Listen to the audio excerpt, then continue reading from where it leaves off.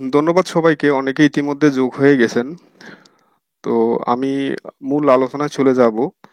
আর যারা পরবর্তীতে যুক্ত হবেন তারা আশা করতেছি যে আমার ভিডিওটা দেখলে মোটামুটি ওনাদের জানার যে তথ্যগুলা তা কিন্তু জেনে যাবেন। কে কোথায় থেকে যোগ দিয়েছেন আমাকে একটু যদি কমেন্টে জানান। কে কোন জেলা থেকে, তাহলে বিষয়টা আরেকটু সুন্দর হয়। আমি অনেককে চিনলাম, জানলাম কে কোথা থেকে, আরেকটু সুন্দর হইলো। তো আমি সরাসরি প্রশ্নোত্তর পর্বে চলে যাব। আপনারা হয়তো সবাই আমাকে চিনেন, আবার অনেকে হয়তো চিনেন না। তো যারা চিনেন তারা তো যাক ভালো, আর যারা চিনেন না আমার পরিচয়টার নিচে দেয়া আছে। আমার বাড়ি হচ্ছে নোয়াখালী জেলার হাতিয়া উপজেলায়। বর্তমানে আমি লক্ষ্মীপুর সদরে কর্মরত। তো আমি আপনাদেরকে অনুরোধ করব, আপনাদের প্রশ্ন পর্বগুলো শুরু করে দেন, তাহলে মোটামুটি আমি উত্তরের দিকে চলে যাব আর কি। প্রথম একটা প্রশ্ন আসছে, মোশাররফ হোসেন ভাই বলছেন যে স্বল্প সময়ের প্রস্তুতিতে কিভাবে ফ্রিলিতে টিকা যাবে। এরই সাথে আমার বন্ধু রিয়াজ যোগ দিয়েছে। ধন্যবাদ বন্ধু রিয়াজ। আচ্ছা, তো প্রথম প্রশ্নটার আমি উত্তর দিয়ে শুরু করি যে স্বল্প সময়ের প্রস্তুতিতে কিভাবে আমরা ফ্রিলি ফ্রিলিতে টিকতে পারবো। আচ্ছা, তো স্বল্প সময়ের ক্ষেত্রে সময় একবারে স্বল্প এটা কিন্তু ভুল ধারণা। আমাদের এখনো সার্কুলারের কিন্তু আবেদনের ডেট এখনো শেষ হয়নি। তো সেই হিসাবে বলা যায় যে ফ্রিলি পরীক্ষা হওয়ার সম্ভাবনা সার্কুলারের ডেট শেষ হওয়ার থেকে কমপক্ষে 3 মাস। অর্থাৎ আমাদের হাতে 3 মাস সময় আছে। তো এই 3 মাসে যদি প্রতিদিন যদি আপনি 1 ঘন্টা করে যদি পড়াও শুরু করেন তাহলে কিন্তু সময় কিন্তু একবারে কম না, সময় অনেক বেশি কিন্তু। প্রত্যেকটা বিষয়ের যে আমাদের বাংলা, ইংরেজি, সাধারণ জ্ঞান এবং কৃষি, প্রিলির জন্য এই 4টা বিষয়, এই 4টা বিষয়ের জন্য যদি আপনি প্রতিদিন একটা নির্দিষ্ট সময় ভাগ করে নেন তাহলে কিন্তু মোটামুটি খুব ভালো কিন্তু আপনার প্রিপারেশন তৈরি হবে। তাহলে যেটা বলতেছিলাম, যে প্রতিদিন 1 ঘন্টা করে যদি আপনি 3 মাস, এই 3 মাস যদি আপনার ইয়েটা যদি প্রস্তুতিটা যদি চালিয়ে যান তাহলে কিন্তু মোটামুটি এটা আপনার জন্য অনেক বড় একটা সময়। তো সেক্ষেত্রে কম সময় বা স্বল্প পদ্ধতি এটা কিন্তু ভুল ধারণা। আর আপনাদেরকে আমি বলেছিলাম যে আজকে একটা বিশেষ অ্যানাউন্সমেন্ট আছে, অবশ্যই আমি সেটা বলবো শেষের দিকে। আমি আশা করতেছি আপনারা আমাদের সাথেই থাকবেন। যে অ্যানাউন্সমেন্টটা দিব অবশ্যই সবার উপকারের স্বার্থে, এবং চেষ্টা করি যে সবার যাতে উপকার হয়। এখানে আচ্ছা, একজন ভাই কমেন্ট করছেন যে ভাই প্রিলিমিনারি টিকার জন্য কোচিং এ যাওয়াটা কি খুব গুরুত্বপূর্ণ, আর যদি কোচিং এ না যায় তাহলে কিভাবে, কত ঘন্টা, কোন পদ্ধতিতে গুছিয়ে পড়লে আমি চাকরিটা পাবো? খুবই সুন্দর একটা প্রশ্ন ভাই। আরেকজন নাতিকুর রহমান আবির ভাই বলছিলেন যে জি মহলা বইটা কেমন হবে। তার আগে আমি জি মহলা বইটা সম্পর্কে একটু বলি। আমি আগে বলি, আমি কিন্তু কোনো বইয়ের কোনো স্পন্সর না, হ্যাঁ। তো সেই ক্ষেত্রে আমি নিজেও কিন্তু ব্যক্তিগতভাবে জি মাওলা বই পড়েছি। তবে জি মাওলাতে একটা বড় সমস্যা হচ্ছে যে এমসিকিউ তে যথেষ্ট মানে ভুল আছে। ওদের এমসিকিউ গুলোতে অনেক ভুল। সেটা আপনারা হয়তো অনেকেই যারা রেগুলার জি মাওলা বই পড়েন তারা হয়তো জানেন। ওদের এমসিকিউ তে যথেষ্ট পরিমাণ ভুল আছে। তবে হ্যাঁ, আমাদের কৃষি ডিপার্টমেন্টে আমাদের ডিপ্লোমা কৃষিবিদদের জন্য জি মাওলার উপরে কিন্তু বই নেই, এটাও আমরা মানতে হবে। তো এখন শুধুমাত্র জি মাওলা বইয়ের উপর আপনি কখনো নির্ভর হতে পারবেন না। পাশাপাশি চেষ্টা করবেন আরো দু একটা বই নেওয়ার জন্য কৃষি রিলেটেড বিভিন্ন কোম্পানির। তো সেক্ষেত্রে মোটামুটি একটা কোশ্চেনে যদি আপনার উত্তর নিয়ে যদি মনে হয় এটা আমি কনফিউজড যে এটার উত্তর এটা হবে না, সেক্ষেত্রে আর একটা বই নিয়ে দেখতে পারেন। আর আপনারা হয়তো এটা জানেন যে আমাদের এই বাংলাদেশ কৃষি ডিপ্লোমা ছাত্র পরিষদ যে গ্রুপটা আছে, এটা সবচেয়ে বড় একটা গ্রুপ আমাদের ডিপ্লোমা কৃষিবিদদের জন্য। এখানে মোটামুটি যে কোনো সমস্যার ক্ষেত্রে আমরা যখন একটা পোস্ট করি তখন কিন্তু দেখা যাচ্ছে যে আমাদের সিনিয়র অনেক বড় ভাই অভিজ্ঞ, বা আমাদের জুনিয়ররা আছে অনেকে অনেক কিছু খুব ভালো জানে, তারা কিন্তু অনেক সময় কমেন্টে এটা সুন্দর উত্তর দিয়ে দেয়। তো সেই ক্ষেত্রে আপনারা যদি কোনো কোশ্চানে বা কোনো কিছুতে যদি প্রবলেম থেকে থাকে গ্রুপে পোস্ট করতে পারেন, অবশ্যই ভালো একটা সলিউশন পাবেন। আহ, আচ্ছা, মোশাররফ হোসেন ভাই বলছেন, আচ্ছা যাক, আমি আপনার উত্তরটা একটু দিচ্ছি। একজন কোশ্চেন করছেন যে ভাই ইংরেজিতে কিভাবে ভালো করা যায়। আচ্ছা, ইংরেজিতে ভালো করার জন্য প্রথমত আপনার বেসিকটা স্ট্রং করতে হবে। এটা হচ্ছে প্রথম রুলস।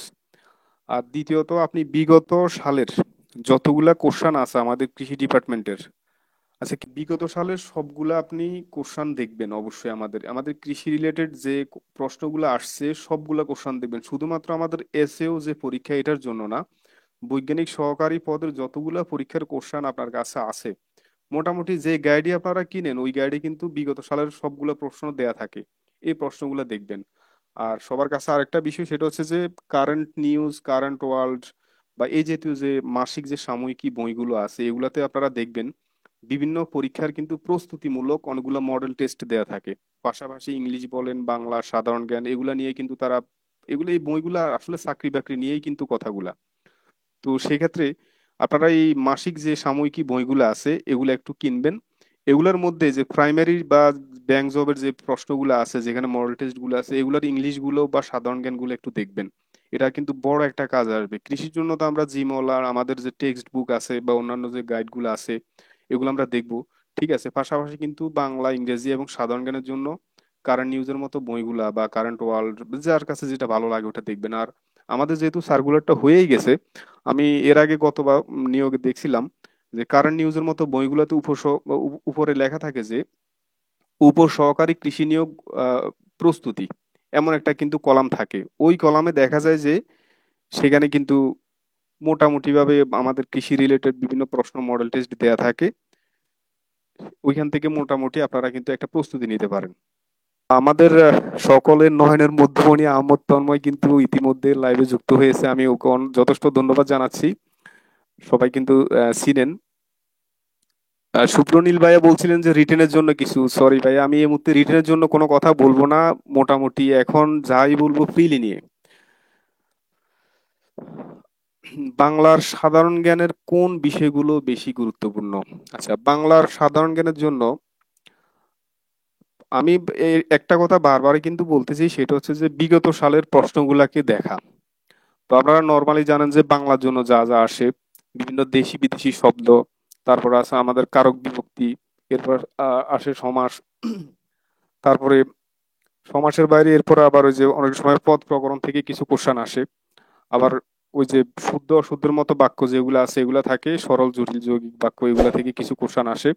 তবে বাংলার জন্য সবচেয়ে সহজ বিষয় হচ্ছে যে 9-10-এর যে বইটা আছে ব্যাকরণ বই, পুরাতন, এই বইটা যদি কেউ ভালো করে যদি আয়ত্তে আনতে পারে তাহলে তার জন্য কিন্তু বাংলা খুবই ইজি। বাংলা ব্যাকরণ থেকে শুধু আমাদের এই যে আহ, যে উপসহকারী কৃষি কর্মকর্তা নিয়োগের জন্য যে প্রশ্ন তা না, যে কোনো চাকরির ক্ষেত্রে এই বাংলা ব্যাকরণ 9-10-এর যারা এটা যদি ভালোভাবে আয়ত্তে আনতে পারে তাহলে কিন্তু তার জন্য এটা একেবারে সহজ একটা বিষয়। সেলিম রাজা ভাই বলছিলেন যে বিসিএস এর দশম গ্রেড প্রশ্ন কভার করলে, বিসিএস এর দশম গ্রেড আছে, যাই হোক বিষয়টা আপনি হয়তো ভুল বলছেন, মানে অর্থাৎ নন ক্যাডার দশম গ্রেড আমাদের যে কৃষি রিলেটেড কোশ্চেন গুলো আছে এগুলো কভার করলে ফ্রিলি কভার হবে কি না, হয়ে যাবে, তবে এগুলো ওভার মানে প্রস্তুতিটা খুব বেশি।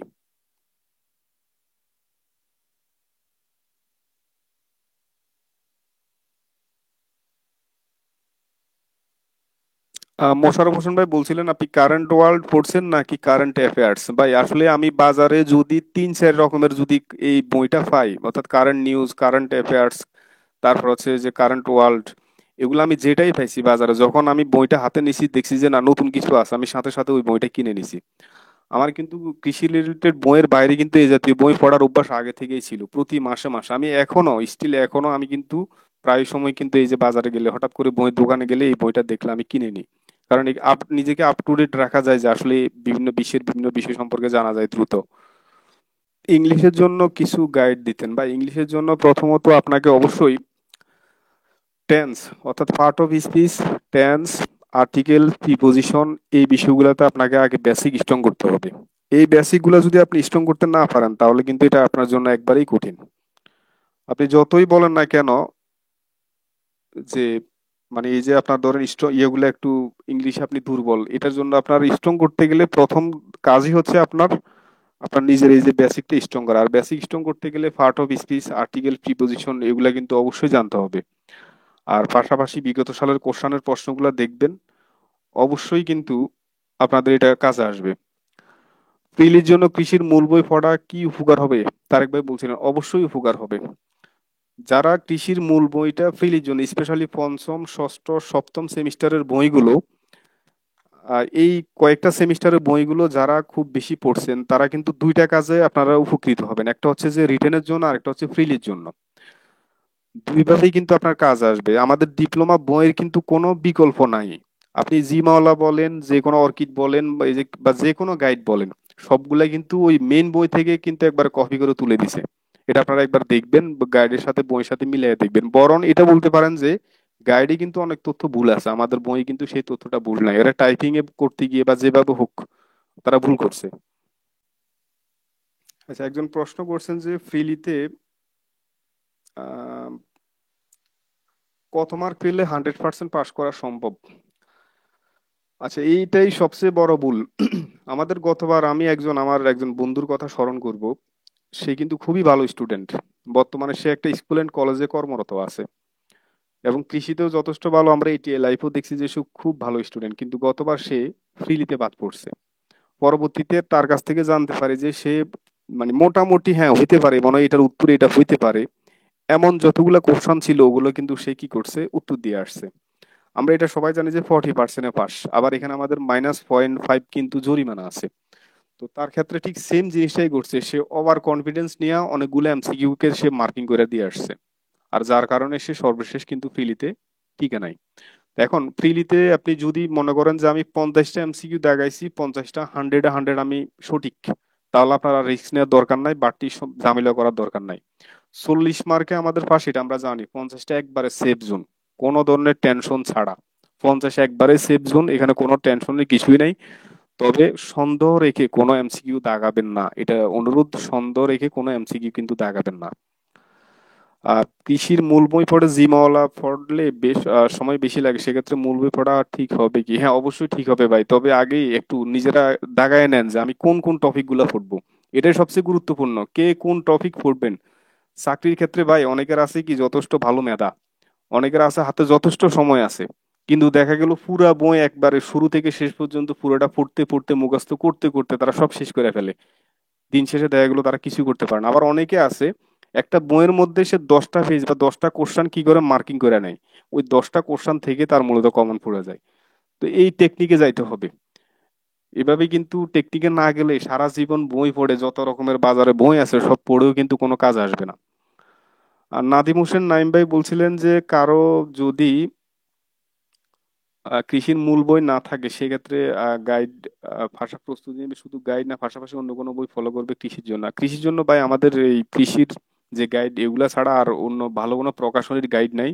বাজারে যেগুলো আছে আপনার কাছে যেটা বেশি চয়েস থাকে ওটা নিয়ে নেন, সমস্যা নাই। আর পাশাপাশি চেষ্টা করবেন যে মূল বইগুলা কালেক্ট করার জন্য, যে কারো মাধ্যমে মূল বইগুলা যদি কালেক্ট করতে পারেন তাহলে কিন্তু এটা আরো একটু ভালো হয়। একজন সুন্দর প্রশ্ন করছেন, ডিপ্লোমাতে আমাদের 51টা সাবজেক্ট, এর মধ্যে কোন কোন সাবজেক্ট গুলো আমরা প্রিলিমিনারির জন্য পড়বো।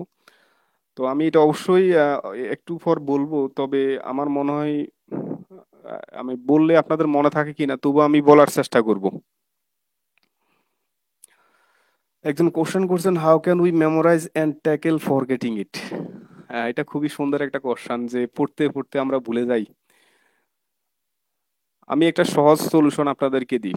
রাত 12টা 1টা পর্যন্ত পড়া কিন্তু বড় আহামরি মানে এটা কঠিন কিছু না, আপনি পড়তে পারেন। কিন্তু যখন দেখতেছেন যে আপনার ঘুম আসে, আপনার আজকে পড়াটা মানে মনে যেন ভালো লাগতেছে না, মাথায় ঢুকতেছে না, মাথা জ্যাম হয়ে আছে অন্য কোনো ব্যক্তিগত পারিবারিক কাজে, সেক্ষেত্রে কখনোই হুদাই নিজের মাথার উপর প্রেসার দিবেন না, পড়ার দরকার নাই। আজকের জন্য বই থাক, পড়ার দরকারই নাই। যখন আপনার মন চাইবে, মন ভালো মতো রিফ্রেশ থাকবে, তখন বই পড়েন। কারণ আপনি ঘুম ঘুম চোখে যদি 10 ঘন্টাও পড়েন আর রিফ্রেশ মোডে যদি 5 মিনিটও পড়েন, ওই 10 ঘন্টা ওই 5 মিনিটের সমান কিন্তু হইতে পারবে না, ওই 5 মিনিটটা আপনার বেশি। এই জন্য অবশ্যই চেষ্টা করবেন যে ঠান্ডা মাথায় এবং যথেষ্ট টেনশন ফ্রি হয়ে আর একটা ফুল রুটিন মাফিক প্ল্যান পরিকল্পনা করে পড়ার চেষ্টা করবেন। পরবর্তী নিয়োগ আবার কবে দিতে পারে ভাই, এটা বলতে পারেন যে পরবর্তী নিয়োগ দিতে দিতে মোটামুটি অনেকের বয়স শেষ হয়ে যাবে। 2-3 বছরের আগে নিয়োগ হচ্ছে না। একটা সহজ এক্সাম্পল আপনাদেরকে দিই। এবার আপনারা সার্কুলারে দেখছিলেন যে 1,000 সম্ভবত কতটা পদ স্থায়ী, তার মানে আমাদের কৃষি সম্প্রসারণ অধিদপ্তরের সরকারি রুলস রেজুলেশন অনুযায়ী এতটা পোস্টে খালি আছে। কিন্তু তারা এরপর আরো কিছু অস্থায়ী পদ চালু করছে। এই কারণে আমরা এটা তো আপনারা হয়তো অনেকেই জানেন যে আমাদের প্রত্যেকটা ইউনিয়নে 3 জন উপসহকারী কৃষি কর্মকর্তা থাকে, যদিও সরকারি রুলস রেজুলেশন ইউনিয়ন অনুযায়ী একজন। তো তারা কি করে, কাজের চাপ কমানোর জন্য অস্থায়ীভাবে আরো কিছু নিয়োগ দিবে। তো তাহলে বুঝেন যে আমাদের মূল শূন্য পদ যেটা, ওটা কিন্তু পূরণ করে এর বাইরে অস্থায়ী পদ থেকে এবার নিয়োগ নিচ্ছে। তার মানে পরবর্তী যে নিয়োগগুলা সেখানে পদ সংখ্যা হয়ে যাবে অনেক কম এবং সার্কুলারটা হবে অনেক দেরিতে। আর গতবার যে বিপিএসসি যে নিয়োগ প্রক্রিয়াটা সম্পন্ন করছে, আপনারা জানেন যে এদের নিয়োগ প্রক্রিয়াগুলো একটু লেটে হয়। তো সেক্ষেত্রে এটা যদি শেষ করতে করতে যদি 2 বছরও সময় নেয়, পরবর্তী আরেকটা সার্কুলার কবে হবে, বা ধরেন 2.5 বছর 3 বছর ধরে রাখেন। জব সলিউশনের বিগত বছর প্রশ্নগুলো হ্যাঁ পড়তে পারেন, জব সলিউশনের বিগত বছরের প্রশ্নগুলো খুবই ভালো। বইয়ের নামগুলো আমি বলবো, অবশ্যই বলবো। নতুন এডিশনে জি মাওলার ভুল কম আছে, হইতে পারে, হয়তো আমার বিষয়টা এখন জানা নাই, তবে আমি যতদিন জি মাওলা বই পড়ছিলাম মোটামুটি বেশ কিছু ভুল পেয়েছি। প্রিলিতে 40-45 কি সেফ জোন? হ্যাঁ অবশ্যই সেফ জোন। তবে ওই যে বললাম, যেটা আপনারা এটা কনফার্ম রাখার চেষ্টা করবেন যে মিনিমাম আমার 50 থাকে, এর নিচে যাতে না যায়। তবে যদি না পারেন সন্দেহ নিয়ে তাকানোর দরকার নাই, যদি সঠিক আপনার 40টাই থাকে, ওই 40টা দিয়ে আপনি চুপ থাকেন। সন্দেহ নিয়ে আরেকটা দিয়ে পরে জরিমানা খেয়ে বাকি আরো 1-2 মার্ক কমে যাবে। আচ্ছা, এখানে আমি তাহলে এই মুহূর্তে আমি প্রশ্নটা একটু কম দেখতেছি, এই জন্য আমি কয়েকটা বইয়ের নাম বলে দিচ্ছি, যে কি কি বই পড়লে মোটামুটি শুধু ফ্রিলি না, এটা আমাদের রিটেনের জন্য যথেষ্ট কাজে আসবে। প্রথমত, উদ্ভিদ পুষ্টি এবং সার ব্যবস্থাপনা, সেচ ব্যবস্থাপনা, মৃত্তিকা ও মৃত্তিকা ব্যবস্থাপনা, আমাদের বীজ প্রযুক্তি, অনেক গুরুত্বপূর্ণ একটা বই বীজ প্রযুক্তি। রিটেনের জন্য বলেন, ফ্রিলির জন্য বলেন, দুই ক্ষেত্রে কিন্তু গুরুত্বপূর্ণ। আরেকটা গুরুত্বপূর্ণ, এটা যেটা ফ্রিলির জন্য সবচেয়ে বেশি গুরুত্বপূর্ণ, সেটা হচ্ছে মাঠ ফসলের চাষাবাদ। এই বইটা অত্যন্ত গুরুত্বপূর্ণ। আর এর পাশাপাশি ফল চাষ, নার্সারি, বন ও বনায়ন, ফসলের পোকামাকড় এবং দমন, ফল ও সবজি প্রক্রিয়াজাতকরণ। অবশ্যই শেষের অংশের এগুলা থেকে খুব একটা কোশ্চেন আসে না। তবে আমি আবারও একটু বলি, বাংলাদেশের কৃষি পরিস্থিতি এবং উৎপাদনের যে উপাদান এটা, তারপরে উদ্ভিদ পুষ্টি, সার ব্যবস্থাপনা, বীজ প্রযুক্তি, মাঠ ফসলের চাষাবাদ, ফল চাষ, উদ্যান নার্সারি ব্যবস্থাপনা, এই বইগুলো একটু বেশি বেশি দেখবেন। আমাদের বেশিরভাগ কোশ্চেন কিন্তু এখান থেকে আসে, আপনারা বিগত সালের প্রশ্নগুলো যদি একটু অ্যানালাইসিস করেন দেখবেন যে এখান থেকে বেশিরভাগ প্রশ্নগুলো আসে। আচ্ছা, ইংলিশের বেসিকের জন্য আমাদের নীরব সজল ভাই একটা প্রশ্ন করছিলেন, আমি অবশ্যই উত্তরটা দিছি। আমি অনুরোধ করবো আপনাকে পরবর্তীতে ভিডিওটা দেখার জন্য। আর একই প্রশ্ন উত্তর বারবার একটু দিতে গেলে সমস্যা হয়। আমি একটু দেখি, যদি পরে সময় পাই অবশ্যই আমি চেষ্টা করবো আপনার এই প্রশ্নের উত্তর দেওয়ার জন্য। প্রবিধান 22-এর বই পড়বো কি ভাই? হ্যাঁ অবশ্যই পড়েন ভাই, সর্বশেষ আপডেট বইগুলা পড়েন, কারণ এখানে সংশোধনী আছে। এটা আপনারা জানেন যে সর্বশেষ আবিষ্কৃত অনেকগুলা জাত আছে, অনেকগুলা রোগের ক্ষেত্রে এটার প্রতিকারের অনেকগুলো তথ্য দেওয়া আছে যেগুলো পুরাতন বইয়ে নাই। কিন্তু এটার আপডেট যে কোশ্চেন গুলো, এগুলো কিন্তু মোটামুটি বিভিন্ন পরীক্ষায় করে। তো এই কারণে আপডেট কোশ্চেন পড়লে কিন্তু নিজেরও জানা হইলো, বাস্তবিক জীবনেও কাজ আসলো। নবম দশম শ্রেণীর কৃষি শিক্ষা বই পরীক্ষার জন্য কেমন গুরুত্বপূর্ণ? পড়তে পারেন, তবে আসলে আমি নবম দশম শ্রেণীর এই যে কৃষি শিক্ষার বইগুলো আমি পড়ছিলাম, এখানে আহামরি কিছুই নাই, যেগুলো একবারে বেসিক। আমরা ডিপ্লোমা সেক্টরে যে পঞ্চম ষষ্ঠ সপ্তম সেমিস্টারে যেগুলো পড়ি, এটার মানে ধারে কাছে কিছু নেই, এটা একবারে নতুনদের জন্য আর কি, বেসিক বলা যায়।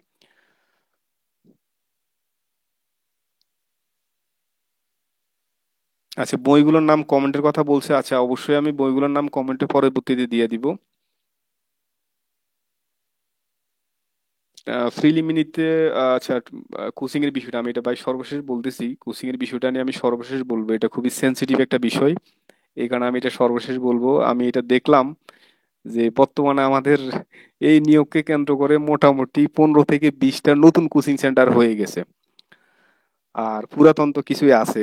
যাক, কোচিংটা নিয়ে যখন আছে একটা কিছু কথা বলি, সেটা হচ্ছে যে কোচিং এর বিষয়টা হচ্ছে সম্পূর্ণ নিজের ব্যক্তির উপর। আপনি যদি মনে করেন আপনার কোচিং করার দরকার আছে, আপনি করতে পারেন। কোচিং করে যদি আপনি উপকৃত হন, তাতে কোনো ক্ষতি নেই। তবে এটাও মাথায় রাখবেন, আপনার কারণে আরেকজনের ক্ষতি যাতে না হোক। বিষয়টা হচ্ছে এরকম, যেমন একটা বিসিএস এর যে, যারা বিসিএস কোচিং করে বা যারা করায়, সেক্ষেত্রে আমি দেখছি আমার পরিচিত মেসে থাকতে অনেকে বিসিএস এর বিভিন্ন কোচিং এর সাথে জড়িত ছিল। 7 থেকে 10 হাজারের মধ্যে দেখলাম যে তাদের কোচিং ফি ছিল। বিসিএস এর সিলেবাস আপনারা জানেন, আর আমাদের কৃষি রিলেটেড এই যে পরীক্ষাগুলা, এগুলার সিলেবাস কেমন সেটাও জানেন, অনেকটা আকাশ পাতাল তফাৎ। তো এটা যদি কখনো এমন হয় যে 10, 12, 15, 20 হাজার টাকা কোচিং ফি, সেক্ষেত্রে আমি বলবো যে এটাকে আপনারা অ্যাভয়েড করা উচিত। কারণ আমি, আপনার কারণে কিন্তু আরেকজন মানে ক্ষতি হচ্ছে। যে যেমন একটা কথা, আমি যদি 20 হাজার টাকা একটা ফি দিয়ে যদি কোনো কোচিং এ ভর্তি হই, আমার দেখা দেখি কিন্তু আরো একজন ভর্তি হইলো। এখন এই যে বিসিএস এর মতো জিনিসে এত এত পড়ার সিলেবাস, এত এত কিছু, তারা কিভাবে 7 থেকে 10 হাজারে পারে? আর আমাদের এখানে ডিপ্লোমা সেক্টরের এই নিয়োগের জন্য যদি কোনো একটা প্রতিষ্ঠান যদি 20-25 হাজার টাকা যদি কোচিং ফি নেয়, তো সেই ক্ষেত্রে তাহলে এটা কি একবারে মানে জুলুমের মতো না বিষয়টা? মানে বিষয়টা হচ্ছে যে ওই যে আমরা একটা কথা বলি যে বোকার স্বর্গে বসবাস। তার মানে আমি আপনি বোকা, আর আপনার এই ব্যবহার করে কিন্তু সে লাভবান হচ্ছে। কোচিং করেন তাতে কোনো আপত্তি নেই, তবে লিমিটের মধ্যে রাখার চেষ্টা করবেন। এমন সুযোগ দিবেন না কেউ একজন আরেকজনের ক্ষতি যাতে না করে। যেমন অনেকে আছে, এমন অনেকে আছে যাদের কোচিং আসলেই দরকার কিন্তু তার আর্থিক সেই সামর্থ্যটা নাই। এখন ওই যে একটা ট্রেন্ড হয়ে গেছে 15-20 হাজার টাকা কোচিং ফি, আমরা সেটা করে দিছি। তো এখন আমাদের কারণে কিন্তু ওই ছেলেটা বা ওই মেয়েটা কিন্তু পড়তে পারতেছে না। তাহলে কেন আপনারা এটা, আবারও আমি আপনাদের এটা বলি যে আমাদের যে সিলেবাস, এই সিলেবাসে কখনো 10,000 উপরে কোনো কোচিং ফি হইতে পারে না। তাহলে এখন এই এত এত টাকা দিয়ে আপনারা কেন মানে এত মানে কি টাকা খরচ করে কেন কোচিং করবেন? আতিকুল ইসলাম সোহাগ ভাই প্রশ্ন করছেন যে you could tell us how you prepare for SEO. We should definitely benefit, we should be হবে, I want to hear it from the mouth of a successful person like you. আসলে এই জাতীয় কথা আমি একটু বলতে অনিচ্ছুক, কারণ এগুলাতে সময় নষ্ট হয়। মোটিভেট করার মতো কিছু আজকে আমার বলতে চাচ্ছিলাম না। আমি চাচ্ছিলাম আপনাদের প্রশ্নগুলোর উত্তরগুলো দেওয়ার জন্য।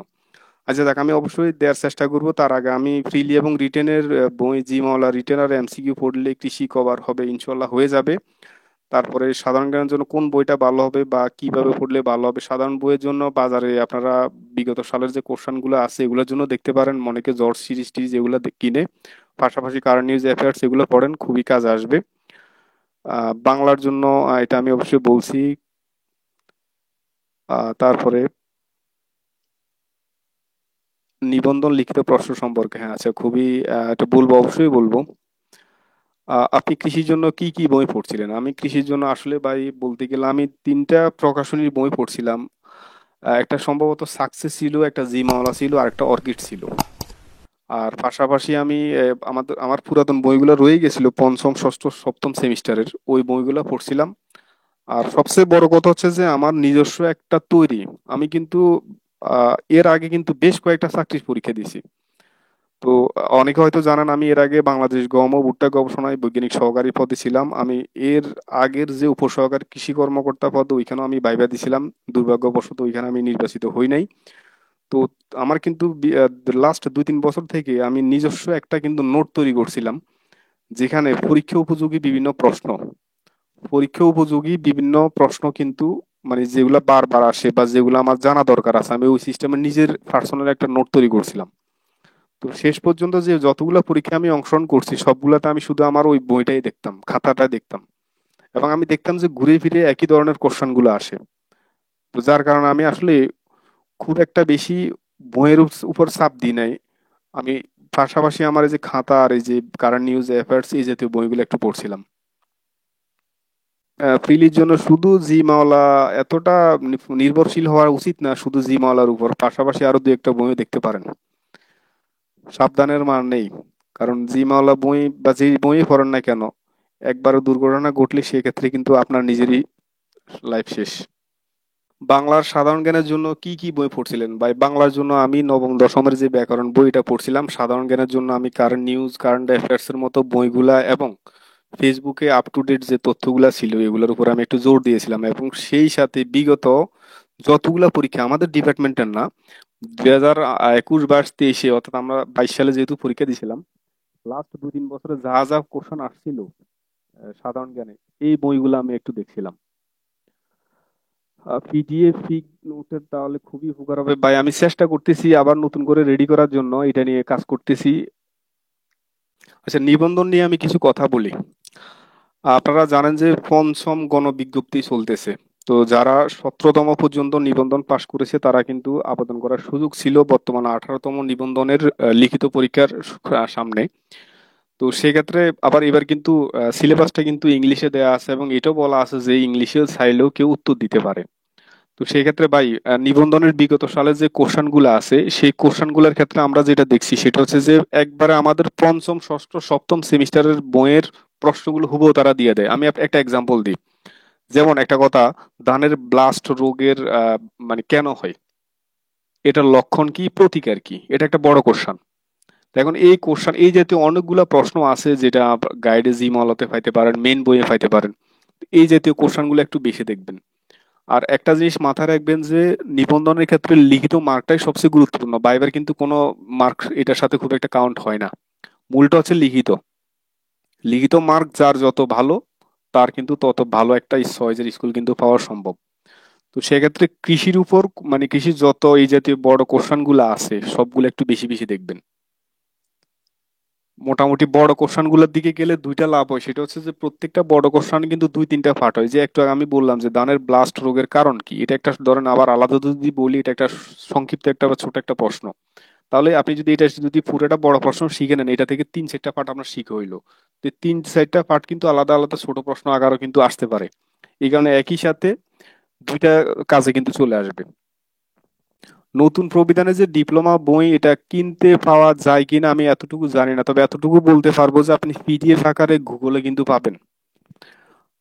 পিডিএফ আকারে মোবাইলে নিয়ে নেবেন, ওইখান থেকে বিস্তারিত একটু হয়তো পড়তে আনইজি লাগবে। কৃষি নিয়ে কয়েকটা ক্লাস, এটা নেওয়ার আমার প্ল্যান আছে। ফ্রিলির পর কত মান্থস গ্যাপ, এটা ধরে নিতে পারেন ফ্রিলির 1 মাসের ভিতরে আপনার রেজাল্ট হয়ে যাবে। আর রেজাল্টের 15-20 দিন পর রিটেনের জন্য আপনাদেরকে নোটিশ দিয়ে দিবে। নোটিশ যেদিন দিবে ঠিক তার 15-20 দিন পর কিন্তু রিটেন পরীক্ষা হবে।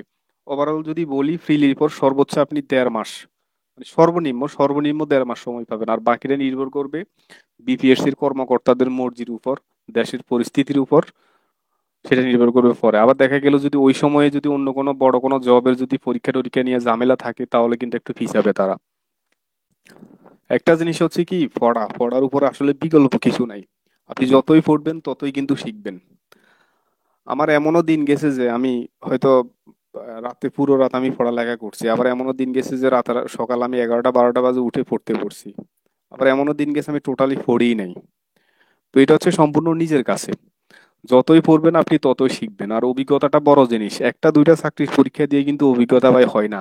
এই যে আমি এবার প্রথম হয়েছি, এটার মানে এই না যে একবারে প্রথমে আমি চাকরিটা প্রথম পরীক্ষা দিয়ে হয়ে গেছি। এর আগে আমি বেশ কয়েকটা পরীক্ষা দিছি, এবং এমন অনেকগুলো পরীক্ষাতে আমি রিটেনও আমি টিকি নাই।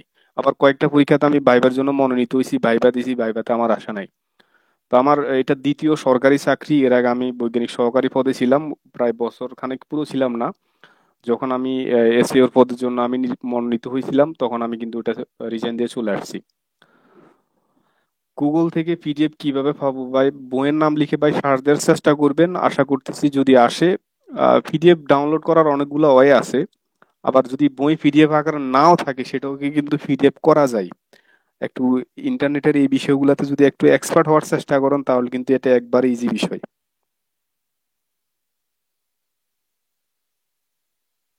ফ্রিলি কতদিনের মধ্যে হওয়ার সম্ভাবনা আছে? ধরে নিতে পারেন যে 2 থেকে 2.5 মাসের মধ্যে।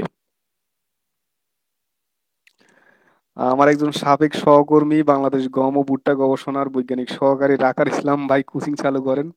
ভাই কোচিং চালু করার মতো মন মানসিকতা নাই। কারণ তবে এটা চেষ্টা করব যে সবার উপকারের জন্য কিছু করার। আমার জন্য, আমার যদি আমার জন্য যদি কারো কোনো উপকার হয়, তাতে আমার কোনো ক্ষতি নেই। আপনারা কেউ এখন আমার কোনো প্রতিযোগী না যে আপনারা আমার সাথে অংশগ্রহণ করলেন, আপনাদের চাকরি হয়ে গেল, আমার হইলো না, এমন তো না। তো সেক্ষেত্রে আমি চেষ্টা করবো আপনাদের উপকার করার জন্য, তবে আশা করতেছি আমার জন্য আপনাদের কোনো ক্ষতি হবে না। অবশ্যই আমি চেষ্টা করবো আপনাদের উপকার করার জন্য। তো সেটা নিয়ে আমার কিছু প্ল্যান পরিকল্পনা আছে। তো এই ক্ষেত্রে আমি অবশ্যই তাদের জন্যই আমি করতে রাজি, যাদের আগ্রহ আছে, যাদের মধ্যে ওই মেন্টালিটি আছে, হ্যাঁ আমার এই লক্ষ্যটা এটাই। এমন অনেকে আছে শুরুতে, ভাই হ্যাঁ আমি আপনার সাথে আছি, ভাই আমি এটা করবো, আমি আমার সাথে রাখেন। কিন্তু দেখা গেল 2 দিন পর উনি আর নাই। ওনারা আমি নিজে খুঁজে পাই না, হয়তো একটা সিস্টেমের মধ্যে আমরা আসলাম। সেই ক্ষেত্রে দেখা গেল কি, উনি তখন আর পারতেছে না, সময় দিতে পারতেছে না। আর আমার সবচেয়ে বড় টার্গেট হচ্ছে তাদেরকে নিয়ে, যারা অনেকদিন পড়ালেখা থেকে দূরে আছে, যারা বিভিন্ন চাকরি বাকরি করে, খুব একটা সময় দিচ্ছে না।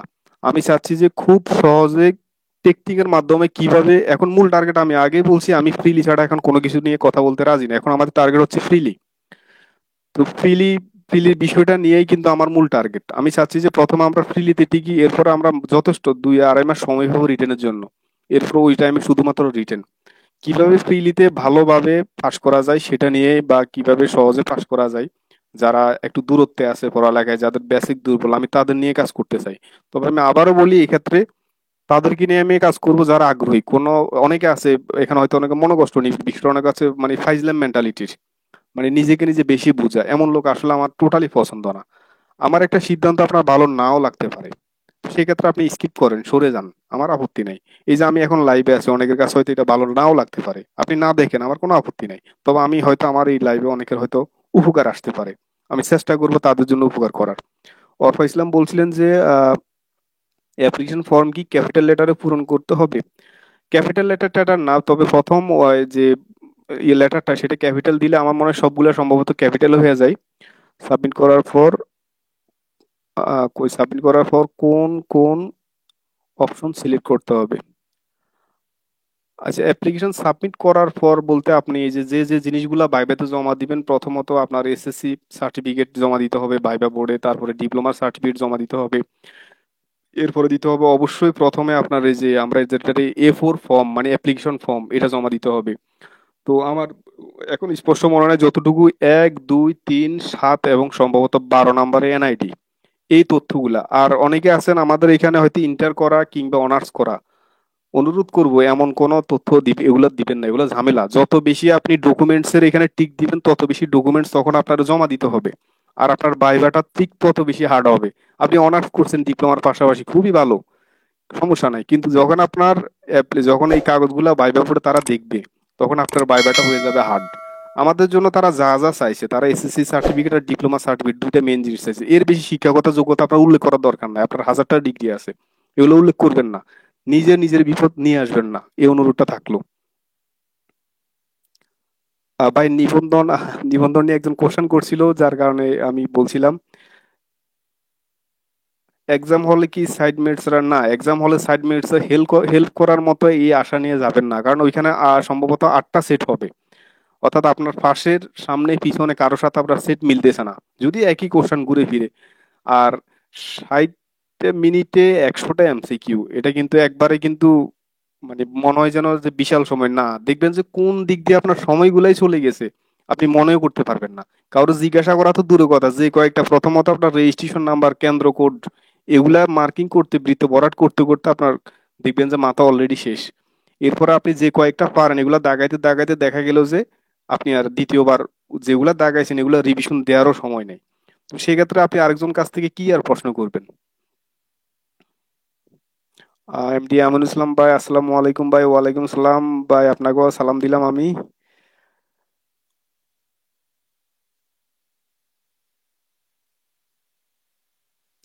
ফিলির জন্য ক্লিন ভাবে একটা ধারণা দেন। অবশ্যই ধারণা আমি সর্বশেষ দিব, আমি তার আগে দেখতেছি যে আর কারো কোনো মেজর কোনো প্রশ্ন আছে কিনা। আমি আর খুব বেশি সময় থাকবো না, অলরেডি 50 মিনিট হয়ে গেছে, আমি আর হয়তো সর্বোচ্চ 5 মিনিট আপনাদের প্রশ্ন উত্তর দিব। চেষ্টা করবো এর পরবর্তীতে কারো যদি কোনো কোশ্চেন থেকে যায়, আসলে আমার কিন্তু মেসেজে যেভাবে আপনারা অনেকে অনেকগুলা কোশ্চেন করছিলেন, এই ধরনের কোশ্চেন কিন্তু এখন আমি দেখতেছি না। আমি ভাবছিলাম যে ওই যে কোশ্চেন গুলো আসবে, এখন তো যাই হোক খুব একটা মেজর কোনো কোশ্চেন আমি দেখতেছি না।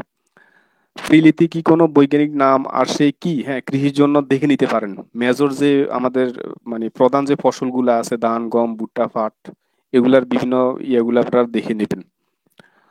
আর আরেকটা কথা বলে রাখি, কিন্তু গতবার প্রথমবার কিন্তু বিপিএসসি আমাদের পরীক্ষা নিয়েছিল, তো সেই হিসাবে এটা তাদের জন্য প্রথমবার, আমাদের জন্য প্রথমবার, যেহেতু আমরা বিগত সালের কোনো প্রশ্ন কোনো ধারণা তাদের কাছ থেকে পাই নাই, তো মোটামুটি বলা যায় যে গতবারের প্রশ্ন সহজ ছিল।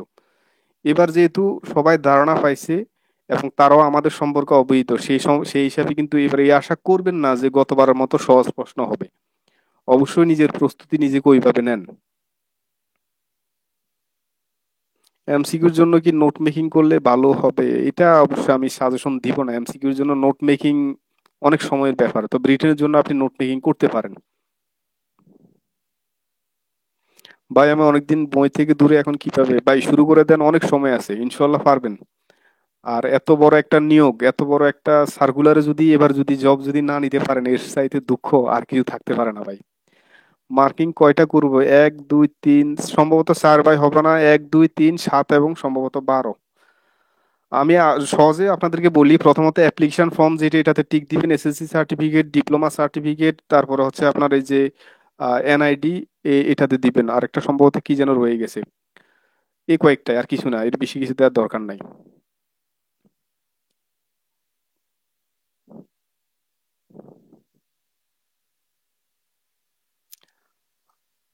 আমি পরবর্তীতে অবশ্যই আপনাদেরকে আমার নিজের অ্যাপ্লিকেশন যে কপিটা আমি যেটা আবেদন করছিলাম এটা চেষ্টা করব গ্রুপে দেওয়ার জন্য। ওইখানে আমি কি কি মার্কিং করছি বা কি কি তথ্যগুলা দিছি ওটা দেখলে আপনারা আশা করি উপকৃত হবেন। আমার কাছে আমার শুধু এটা না, যতগুলা চাকরির আমি আবেদন করেছি সবগুলা ডকুমেন্টস ফাইলবদ্ধ আছে, সবকিছু আমি রেখে দিছি। ভাই 7 নংটা ডিপ্লোমার পাশাপাশি অন্য সার্টিফিকেট চাইছে, এখানে কি করা? 7 নং এ সম্ভবত যদি শুধুমাত্র না, 7 নংটা আমার জানা মতো শুধুমাত্র ডিপ্লোমা। আচ্ছা, আমি বিষয়টা আরেকবার দেখবো, দেখে আমি প্রয়োজনে এটা নিয়ে একটা পোস্ট করবো আপনাদেরকে। আমি আমার অ্যাপ্লিকেশন যে কপিটা, ওই কপিটা প্রয়োজনে ছবি তুলে ওটা গ্রুপে দিয়ে দিব। ভাই কোন বিষয়গুলো ভালো করে জানতে হবে একটু বলেন। আমি এর আগে ভাই বলছিলাম, আমি প্রয়োজন আরো একবার বলতেছি যে আমাদের কৃষির জন্য বাংলাদেশে কৃষি পরিস্থিতি, উদ্ভিদ পুষ্টি, সার ব্যবস্থাপনা, কৃষি যান্ত্রিকীকরণ, সেচ ব্যবস্থাপনা, এটা দেখতে পারেন। আর পাশাপাশি মৃত্তিকা খুব গুরুত্বপূর্ণ যেটা, সেটা হচ্ছে বীজ প্রযুক্তি, মাঠ ফসলের চাষাবাদ, সবজি চাষ। সবজি চাষের ক্ষেত্রে বিভিন্ন সবজির গোত্র, কে কোন গোত্রের, এগুলো অবশ্যই দেখবেন। আর বন এবং বনায়ন বা নার্সারি, অ্যাগ্রো বেসড ফুড, এগুলো দেখবেন। তবে মৎস্য বা পশুপালন থেকে খুব বেশি একটা প্রশ্ন আসে না, আসে এক দুইটা, আমি এটা এই কারণে একটু পড়তে বলবো না। প্রশ্ন আসবে একটা দুইটা, কিন্তু আপনারা পড়তে হবে পুরোটা টপিক। কিন্তু পুরোটা টপিক পড়তে গেলে অনেক বড় একটা সময় যাবে। এখানে যদি এখান থেকে এক দুইটা কোশ্চেন আসেও, পুরোটা স্কিপ করে যান।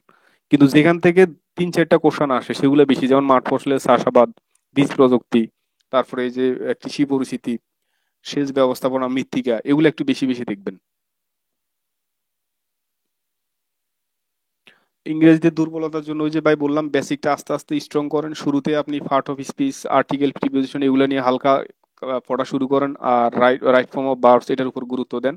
আর সেই সাথে বিগত সালের যে ইংলিশ কোশ্চেন যেগুলো আসছে এগুলোর একটু দেখেন। আমি আশা করতেছি যে আপনার অনেকটা দুর্বলতা কিন্তু এখানে কেটে আসবে। মার্কিং এ ভুল হলে কি করণীয় ভাই, এটা খুবই গুরুত্বপূর্ণ জিনিস। আপনার 5 মিনিট বেশি যাক, সমস্যা নাই। 5 মিনিটে আপনি 5টা MCQ কম দেখান, তাও সমস্যা নাই। মার্কিং এ ভুল করবেন না। প্রথমত দেখা গেল যে রেজিস্ট্রেশন নাম্বার লেখার জন্য যে মার্কিং এর যে অপশনটা থাকে, ওইখানে যদি আপনি ভুল করেন, যিনি হল ডিউটিতে থাকেন ওনাকে বললো আপনারটা কিন্তু পরিবর্তন করে নতুন কোনো কাগজ দিবে না। আপনার যেটা আছে ওইটাই কিন্তু উনি দিবে, বলবে যে আপনি প্রয়োজনে এই আলাদা এটা সংশোধন করে আনেন, বা আলাদা ওনার একটা কাগজ আনবে যেখানে যাদের ভুল আছে বা ভুল হয়েছে, কাটা সিট হয়েছে, তাদের তথ্যগুলো নিয়ে নিবে। তো আমার কথা হচ্ছে এত কনফিউশন রাখা যাবে না। চেষ্টা করবেন নির্ভুল ভাবে দেওয়ার জন্য। প্রথম উপরে আপনার রেজিস্ট্রেশন নাম্বারের যে কলামটা আছে এটা সুন্দর করে লিখবেন। এবার এটা যে যে বৃত্তের মধ্যে পড়ছে ওই বৃত্তে একটা একটা করে আগে ছোট একটা কলম দিয়ে ফোঁটা ফোঁটা দাগ দিয়ে দিবেন। ওটা ভালো করে আরেকবার যাচাই করে নিবেন আপনার ফোঁটা দাগগুলো দেয়া ঠিক আছে কিনা। তারপর আপনি এটার ভিতরটা আরো ভরাট করা শুরু করবেন নিশ্চিত হয়ে। আর যদি দেখেন যে ভুল হয়ে গেছে, মানে ফোঁটা দাগ দেওয়ার আগে, তখন বাস অন্যটাতে দিয়ে দিবেন। আর ইনকেস যদি ভুল করেই ফেলেন তবুও, সেই ক্ষেত্রে হল ডিউটিতে যিনি আছেন ওনাকে বলবেন, আর ওনারা যে কাগজটা নিয়ে আসে যে ভুল সংশোধনের জন্য, যে তো রুল নাম্বার রেজিস্ট্রেশনের যে ওইখানে ওইখানে নাম্বারটা দিয়ে দিবেন, আপনার রুল নাম্বারটা দিয়ে দিবেন। ভাই তাহলে কি 1 2 3 7 12 টিক দিয়ে দিবে? হ্যাঁ ভাই, এটা দিয়ে দিতে পারেন। ভাই আপনি প্রয়োজন আমি আরেকবার দেখে নিব, প্রয়োজন আপনি আমার একটা পরে মেসেজ দিয়ে আমি দেখে দিয়ে দিব। যোগাযোগের ঠিকানায় গ্রাম, ডাকঘর, উপজেলা, জেলার নাম দিতে হবে নাকি উপজেলা, জেলার নাম দিলেই হবে? না, একবার আপনার ডাকঘর, গ্রাম থেকে দিয়ে দিবেন। আপনার যখন জব হবে আপনার কিন্তু এই অ্যাড্রেসেই কিন্তু মোটামুটি এই তথ্যগুলো কিন্তু থাকবে। তো এগুলা পূর্ণাঙ্গ তথ্য দিয়ে দিবেন, অর্ধেক তথ্য রাখবেন না। ভেরিফিকেশনের সময় কিন্তু এগুলা নিয়ে যথেষ্ট জটিলতা হয়। আপনারা হয়তো জানেন কিনা, আমাদের একজন সহকর্মী, আমরা অলরেডি এবার যারা এসএও তে নিয়োগ নিছি, তারা গত বছর সম্ভবত জুনের 15 তারিখে আমরা যোগদান করছি। মানে অলরেডি আমাদের 8 9 মাসের বেশি হয়ে গেছে। আমাদের একজন সহকর্মী গত মাসে যোগদান করছে শুধু পুলিশ ভেরিফিকেশনের জটিলতার কারণে। অনেকের হয় কি, উনি থাকেন এক জায়গায়, স্থায়ী ঠিকানা দেয়, আবার বর্তমান ঠিকানা, দুই রকমের ঠিকানা দেয়। দেখা গেল ওনাদের জায়গায় গিয়ে ওনারা পাওয়া গেল না, তখন এগুলা নিয়ে একটা হয়রানি, পুলিশ ভুল রিপোর্ট দিয়ে দেয়। আমার রুমমেট 1 2 3 4 পূরণ করছে না, ওনার এনআইডি ছাড়া তো হবেই না। এনআইডি বা বার্থ রেজিস্ট্রেশন একটা তো লাগবে, উনি তো এটা দেন নাই। যদি টাকা পেমেন্ট না করে থাকে সেই ক্ষেত্রে ওনাকে আবার নতুন করে আবেদন করতে বলেন। আর টাকা পেমেন্ট করে ফেললে কিন্তু আর নতুন করে আবেদন করার কোনো সুযোগ নাই। সেক্ষেত্রে একটা জিনিস এরকম, আমি এই প্রশ্নটার উত্তর এই কারণে দিচ্ছি, আমাকে পার্সোনালি অনেকে মেসেজ দিছে যে আমি আমার আবেদনে ভুল করে ফেলছি, টাকা পেমেন্ট করে ফেলছি, এই ক্ষেত্রে আমি কি করব। দুইটা জিনিস করা যায়। একটা হচ্ছে যে বিপিএসসি সরাসরি ওদের কর্ম কমিশনের অফিসে গিয়ে দ্বিতীয় গেটে হেল্প ডেস্কে চলে গিয়ে তাদের সাথে কথা বলা, তাদের আইসিটি শাখাটা সংশোধন করে দিবে আবেদনের প্রেক্ষিতে। আরেকটা করা যায়, আপনার যদি ভাইবার জন্য নির্বাচিত হন, ভাইবার আগে কিন্তু তখন কাগজপত্র জমা দেওয়ার সময় একটা দরখাস্ত দিয়ে ওই ভুল কাগজ যেটা ওটার সংশোধিত কপিটাও জমা দিতে হবে। ফসলের গোত্রের নাম, বৈজ্ঞানিক নাম, পুনরূপ এগুলো সম্পর্কে ভাই আমাদের আলোচিত যে ফসলগুলা আছে, যে ফসলগুলা মোটামুটি বেশি আমরা আলোচনায় পরীক্ষায় আসে, যে পোকামাকড় গুলা, এগুলা এগুলা একটু পড়েন, এগুলো মুখস্থ করে নেন বৈজ্ঞানিক নামগুলা, গোত্রগুলা। গোত্রের ক্ষেত্রে কিন্তু কিছু টেকনিক অবলম্বন করতে পারেন, গুরুত্বপূর্ণ যেগুলো এগুলো আপনি খাতায় কোথাও লিখে রাখতে পারেন, যেটা আমি করতাম। এগুলোর ক্ষেত্রে এটা রিটেনের জন্য এবং বিভিন্ন বৈজ্ঞানিক সহকারী পোস্টের জন্য কিন্তু গোত্র, বৈজ্ঞানিক নাম, প্রজাতি বা জাত এগুলো কিন্তু আসে। না, বাবা মায়ের ভোটার আইডি কার্ড দেখাতে হয় না, তবে বাবা মায়ের নাম যেটা আপনার আইডিতে আপনার বাবা মায়ের যেটা নাম আছে ওই অনুযায়ী কিন্তু আবেদনটা করবেন। এসএসসি আইডি কার্ড সব ঠিক আছে, আপনার এসএসসি আইডি কার্ডের সাথে আপনার এনআইডি কার্ডের যে পিতা মাতার নাম যেটা আছে ওইটা আপনার এসএসসি বা ইয়েতে আছে কিনা ওইটা দেখেন। আপনার বাবা মায়ের আইডি কার্ডে কি আছে এটা জানার দরকার নাই। আপনার আইডিতে পিতার নাম মাতার নাম যা আছে বানান, আপনার ঠিক সার্টিফিকেটে ওটা আছে কিনা দেখেন।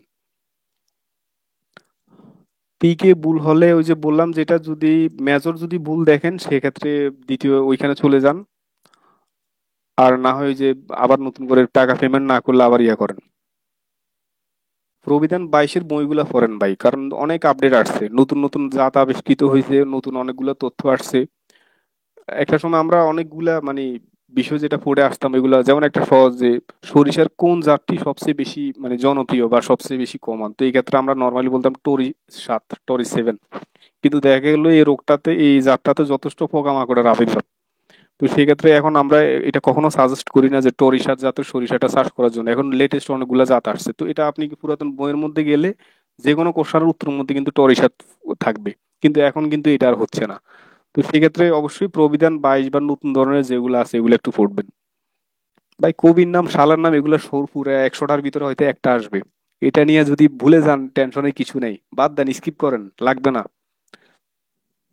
পোকামাকড় রোগ বালাই কঠিন, এগুলো কিভাবে ভাই আস্তে ধীরে পড়া শুরু করেন, যদি ফ্রিলিতে টিকেন রিটেনে কিন্তু সবচেয়ে বেশি সবার আগে পড়তে হবে এগুলা, পোকামাকড় রোগ বালাই এগুলা। কৃষিতে 80টা মার্ক, 80 মার্কের ভিতর ধরে রাখেন 20-25 মার্ক থাকবে শুধু রোগ পোকামাকড় নিয়ে। আচ্ছা, আমি তাহলে মোটামুটি আর প্রশ্নোত্তর পর্বে না যাই, আমি এবার সরাসরি একটা অ্যানাউন্সমেন্ট যেটা ছিল সেই অ্যানাউন্সমেন্টে চলে আসতেছি। আমাকে বেশ কয়েকজনই কিন্তু পার্সোনালি মেসেজ দিয়েছেন যে ভাই আমি কি করতে পারি, ফিলির জন্য কিভাবে প্রিপারেশন নিতে পারি।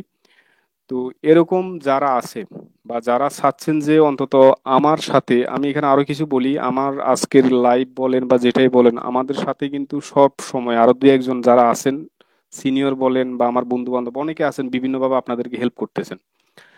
তো আমাদের সাথে এখানে যদিও লাইভে উপস্থিত নাই, আহমেদ তন্ময়কে সবাই চিনেন, যে আমাদের সবচেয়ে পরিচিত মুখ। উনি কিন্তু গতবার আমাদের যত রেজাল্ট বলেন যে কোনো আপডেট তথ্য যথেষ্ট সে চেষ্টা করছে, খামার বাড়ি থেকে বিপিএসসি কর্ম কমিশন পর্যন্ত সে দৌড়াদৌড়ি করছে যে কোনো তথ্য আপডেট দেওয়ার জন্য। পাশাপাশি সে খুবই মেধাবী একজন স্টুডেন্ট, ভালো স্টুডেন্ট। তো তার কাছ থেকে আপনারা পরামর্শ নিতে পারেন। তো আমি একটা প্ল্যান যেটা করছিলাম সেটা হচ্ছে যে, বা যেটা আমার অ্যানাউন্সমেন্ট সেটা হচ্ছে যে, যারা মনে করেন যে আমার সাথে থেকে কিছুটা আপনার হয়তো উপকার হবে, তো তারা এটা করতে পারেন যে আমাকে পার্সোনালি মেসেজ দিতে পারেন, আমি ওনাদেরকে নিয়ে একটা মেসেঞ্জার গ্রুপ তৈরি করব। চেষ্টা করব সেখানে রেগুলার ক্লাস নেওয়ার মতো একটা সিস্টেম তৈরি করার, যেখানে প্রশ্ন থাকবে, বিভিন্ন শিট থাকবে, বিভিন্ন পরীক্ষা থাকবে। পাশাপাশি আমি আমার বিজ্ঞ কয়েকজন সিনিয়র বড় ভাই, আমাদের সাথে সহকর্মী এবং আমাদের কৃষি ক্যাডার, কৃষি সম্প্রসারণ কর্মকর্তা দুই একজন স্যারকে সাথে রাখার জন্য আমি চেষ্টা করব। সবকিছুর মূল্যে আমার উদ্দেশ্য হচ্ছে একটাই, সেটা হচ্ছে যে উপকার হোক। আপনার পক্ষে হয়তো সম্ভব না যে বেশি টাকা খরচ করে কোথাও কোচিং করার, কোচিং কোথাও পড়ার, বা আপনার বর্তমানে যে সিচুয়েশন পড়ার মতো খুব বেশি আপনার সময় নেই, সারাদিন আপনি কর্মব্যস্ততা, সারাদিন আপনি এটা নিয়ে সেটা নিয়ে পড়ে আছেন। তাই আমি ওনাদের সাথে নিয়ে আমি এগোতে চাই। আমার টার্গেট হচ্ছে একটা, সেটা হচ্ছে যে আমি মিশন উপসহকারী কৃষি কর্মকর্তা বলবো না, আমার মিশনটা হচ্ছে যে ফ্রিলিতে টেকা। আগে ফ্রিলিতে টেকা, এরপর পরবর্তী কাজ, পরবর্তীতে আমরা কি করবো সেটা হচ্ছে এরপর। প্রথম টার্গেট ফ্রিলি। আমি আপনাদেরকে আবারও বলি, ওভার কনফিডেন্স কখনো নিজের উপর রাখবেন না। ওভার কনফিডেন্স নিয়ে ফ্রিলিতে অনেকে আছে যে ফ্রিলিতে টিকে নাই। অনেক ভালো স্টুডেন্ট। এই কনফিডেন্স কখনো রাখবেন না যে ভাই আমি ফ্রিলি তো কোনো টেনশনই করি না, আমি এখন রিটেন নিয়ে রিটেন নিয়ে আসি। এমনটা কখনো আশা করবেন না ভাই, যখন সামনে যেটা তখন সেটা নিয়ে কাজ করা এটা বুদ্ধিমানের কাজ। আগে আমরা ফ্রিলিতে ঠিকই, আর এটা সহজে বুঝেন, আপনি যদি ফ্রিলির জন্য ভালোভাবে প্রিপারেশন নেন, ফ্রিলির যে কৃষি বা অন্যান্য বিষয়ের যে কোশ্চেন ঘুরে ফিরে এটা রিটেনে আসে, জাস্ট ফ্রিলিতে ছোট আকারে, রিটেনে এটার বিস্তারিত আসে। একই ধরনের কোশ্চেন প্রায় ধরতে গেলে যে 60-70% মিল থাকে, আপনারা বিগত সালের যেগুলো দেখছেন কোশ্চেন গুলা।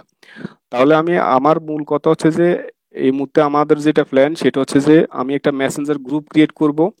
সেখানে আমি বেশ কয়েকজন আমাদের মডারেটর রাখার চেষ্টা করব, যারা বিভিন্ন সময় এক একজন এক একটা টপিক নিয়ে আপনাদেরকে বিভিন্ন পরীক্ষা বা বিভিন্ন ধরনের স্বীকৃতি দিয়ে সহায়তা করবে।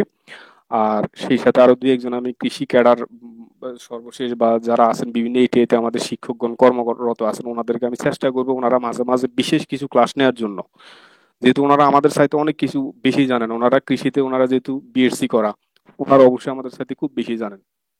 আর আমার নিজের ব্যক্তিগত যে অর্জিত যে জ্ঞান অভিজ্ঞতা আছে, পাশাপাশি নিজের পার্সোনাল যতগুলো তথ্য ডকুমেন্টস আছে, এগুলা দিয়ে আমি আপনাদেরকে চেষ্টা করব অন্তত, ওই যে বললাম যে ওইটাই টার্গেট ফ্রিলি, মিশন ফ্রিলি, আমার এই মিশনটা হচ্ছে ফ্রিলি। এর বাইরে আমি আর কিছু বলতে চাচ্ছি না। তো যারা যারা থাকতে চান তারা আমাকে পার্সোনালি মেসেজ দিয়ে রাখতে পারেন। আমি এখানে আপনাদের সাথে মেসেঞ্জার গ্রুপে বাকি কথাবার্তা হবে। এর বেশি কিছু আমি পার্সোনালি এত কিছু গ্রুপে আমি বলতে ইচ্ছুক না। এটা হচ্ছে এক। দ্বিতীয়ত, কেউ যদি মনে করেন যে আমি এখন শুরুতে গেলাম পরে দূরে আর দেখি না যে আসলে এসে কি করে বা কি বলে, তো এমনটা মাইন্ড নিয়ে আসলে আপনি আমাদের সাথে আসার দরকার নাই, আপনি একজন এসে বাকি 10 জনকে ক্ষতি করার দরকার নাই। এই এই কথাটুকু একটু মাথায় রাখবেন যে একজন এসে আপনি 10 জনকে ক্ষতি করবেন না। আমি চেষ্টা করব যারা যদি আমার একটা গ্রুপে বা একটা মেসেঞ্জার গ্রুপে যদি 50 জন যদি থাকে, আমার মূল টার্গেট এই 50 জনকে প্রথমত ফ্রিলিতে টেকানো। আমার প্রথম টার্গেট হচ্ছে ফ্রিলি, আমি এর বাইরে অন্য কিছু এখন ভাবতেছি না।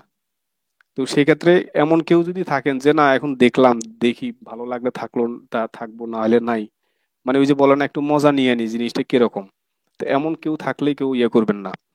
আর কোচিং এর বিষয়টা নিয়ে আমি যেহেতু ওই সময় বলতে চাচ্ছিলাম, আবার একবার বলি, যদি আপনার কাছে মনে হয় আমার অডেল টাকা, সেই কোচিং এ ভর্তি হন। আবার এখানে আরো একটা কথা বলি, কেউ যদি মনে করেন যে আমার টাকা পয়সা আছে পড়ার মতো, তো সেও কিন্তু আমি বলবো যে আপনার যেখানে ভালো লাগে সেই কোচিং এ ভর্তি হন।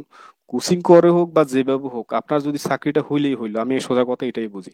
আমি ব্যক্তিগতভাবে কখনো কোনো কোচিং করি নাই, আমি কখনো কোনো কোচিং করি নাই, এবং আমি কারো কোনো কোচিং এর কোনো সেন্টার বলেন কোনো কিছু বলেন কোথাও থেকে আমি কোনো একটা সহায়তা পাইও নাই, নিও নাই, কাউকে একটা মেসেজও দিই নাই, কাউকে বলিও নাই, এমনকি আমার সিনিয়র কারো কাছে আমি এটা বলিও নাই যে আমাকে ভাই পরামর্শ দেন কিভাবে কি। আমি আমার উপর কনফিডেন্স রাখছি যে আমি এভাবে পড়লে এভাবে আমার কাজ আসবে, এভাবে আমার পড়তেই হবে। আর এটাও আপনাদেরকে বলি যে আমার এই আপনাদের এই সার্কুলার দেওয়ার পর বেশ কয়েকটা কোচিং সেন্টার থেকে কিন্তু আমাকে পার্সোনালি মেসেজ দেওয়া হয়েছিল যে তাদের এখানে আমি মডারেটর হিসেবে থাকার জন্য। এমনকি প্রথম আমাদের রেজাল্ট দেওয়ার শেষেও কিন্তু দু একটা কোচিং সেন্টার এইভাবে আমার অফার দিয়েছিল যে আমার কিছু সম্মানই দিবে তারা বিনিময়ে, আমি শুধু এতটুকু যে তাদের কোচিং সেন্টার আমি কোচিং সেন্টার থেকে বিভিন্ন শীট টিট নিয়েছিলাম, সহায়তা পাইছিলাম, এই কথাটুকু একটু বলার জন্য। তো আপনারা আমার বিগত পোস্ট গুলো দেখছেন ফেসবুকে, জানি না কখনো এমন কোনো কিছু দেখছেন কিনা। আমি এমন কোনো অন্যায় বা এমন কোনো মিথ্যাচারের আশ্রয় কিন্তু নিই নাই। তো আমি আবার বলি, আমার উদ্দেশ্য হচ্ছে যে আপনাদের উপকার করা, আমার জন্য আপনাদের আশা করতেছি উপকার হবে, তবে কোনো ক্ষতি হবে না। চেষ্টা করো, এইটা চেষ্টা করব। আর আরেকটা বিষয় আমি বলে রাখি, সেটা হচ্ছে আমাকে অনেকেই ফ্রেন্ড রিকোয়েস্ট পাঠিয়েছেন, আমার 5,000 ফ্রেন্ড হয়ে যাওয়ার কারণে আমি আসলে সবাইকে অ্যাড করতে পারি নাই। তো আপনারা হয়তো অনেকে ফলোতে পড়ে আছেন, আমি পরবর্তীতে আস্তে আস্তে আমি কিছু, অনেকে আছে 5,000 মধ্যে যাদেরকে আমি চিনি না, আস্তে ধীরে আমি সময় নিয়ে ওদেরকে আমি আনফ্রেন্ড করে ঠিক যারা আমার মনে হচ্ছে যে না উনি আসলে আগ্রহী, ওনাদেরকে আমি অ্যাড করে নিব। তো যাই হোক, আমি অনেকগুলো প্রশ্নের উত্তর দেওয়ার চেষ্টা করছি, আপনারা অনেক সময় অনেকক্ষণ ধরে অনেকেই ছিলেন, আপনাদের কাছে আমি কৃতজ্ঞ এবং ধন্যবাদ প্রকাশ করতেছি। সেই সাথে আমি ধন্যবাদ প্রকাশ করতেছি যে বা আমার সিনিয়র যারা আছেন বর্তমানে আমাকে বিভিন্নভাবে পরামর্শ দিয়ে সহায়তা করতেছেন, বা যারা আমার সাথে আছেন বন্ধু বান্ধব। আর সেই সাথে আপনারাও মোটামুটি যারা, ওই যে বললাম এতক্ষণ যে অ্যানাউন্সমেন্টটা ছিল, চেষ্টা করবেন খুব শীঘ্রই, আমাদের কিন্তু প্ল্যান পরিকল্পনা খুব দ্রুতই। তো সেই হিসাবে যারা ইয়ে করবেন তারা আমাকে মেসেজটা দিয়ে দিন, আমি ওনাদেরকে নিয়ে আলাদা একটা গ্রুপ ক্রিয়েট করব। আস্তে ধীরে আমাদের কার্যপ্রণালীগুলো আমি বলার চেষ্টা করব। আর আরেকটা বিষয় হচ্ছে যে দেখলাম যেটা পাবলিকলি আসলে অনেক কিছু বললে এই বিষয়টা নিয়ে অনেকে অনেক ভাবে নেয়। এই যে তো একটা বিষয় একজন আমার কাছে জানতে চাইছেন যে ভাই আমি এই কাজটা কিভাবে করবো, কিভাবে সহজ হয়, আমি এটা বললাম, তো দেখা গেল আমার অপিনিয়নের সাথে আপনার অপিনিয়ন মিল নাই বা আরো একজনের মিল নাই, তখন উনি আপনাকে আবার বললো যে ভাই এটা হয় না, এটা এভাবে না। দেখুন এই কারণে আসলে নানা জনের নানা মত, তো এই কারণে আসলে সবকিছু খোলামেলা এত কিছু বলা যায় না, যার কারণে আসলে অনেক কিছু স্কিপ করতে হয়, অনেক কিছু দেখেও না দেখার মতো চলতে হয়। তো এতটুকু বলবো যে আমরা যদি ডিপ্লোমা কৃষিবিদরা যদি ইউনিটি ধরে রাখি, তাহলে কিন্তু খারাপ অশুভ কিছু হওয়ার কিন্তু সুযোগে নাই। এমন নিজেদেরকে সস্তা প্রমাণ করবেন না, নিজেদেরকে ওই যে বকরি বলি না আমরা, বকরি বকরি ছানা, কখনো এমনটা প্রকাশ করবেন না যে আপনার মাথার উপর ওই যে লবণ রেখে কেউ বড়ই খাচ্ছে, এমনটা কাজ কখনো করবেন না। অন্তত এটা ধরে নিবেন যে আমি একজন এডুকেটেড পার্সন, কোথায় আমার মূল্য কতটুকু আছে এই জিনিসটা ধরে রাখার চেষ্টা করবেন। আমি আজকে আপনাদেরকে বললাম যে আমি আপনার এটা করব ওটা করব, আপনি আমার এটা দেন, এত টাকা দেন, এটা দেন, সেটা দেন, এগুলো একটু ভেবে নিবেন যে কোথায় কতটুকু খরচ করা উচিত, কোনটার জন্য কতটুকু এটা করা উচিত, এগুলো একটু ভাববেন। আর যদি ভাই বলেন যে আমার বাবার বিশাল টাকা, টাকা আমার গেছে, আপনার কি করেন, আপত্তি নাই, আমার কোনো আপত্তি নেই, আপনারা আপনাদের মতো পড়েন। টার্গেট হচ্ছে এটাই যে যে যেভাবে পারুক চাকরি হোক, এটা চাকরি হইলে আমরা খুশি, ডিপার্টমেন্টে আপনাদেরকে ওয়েলকাম। তো এগুলা নিয়ে যাক।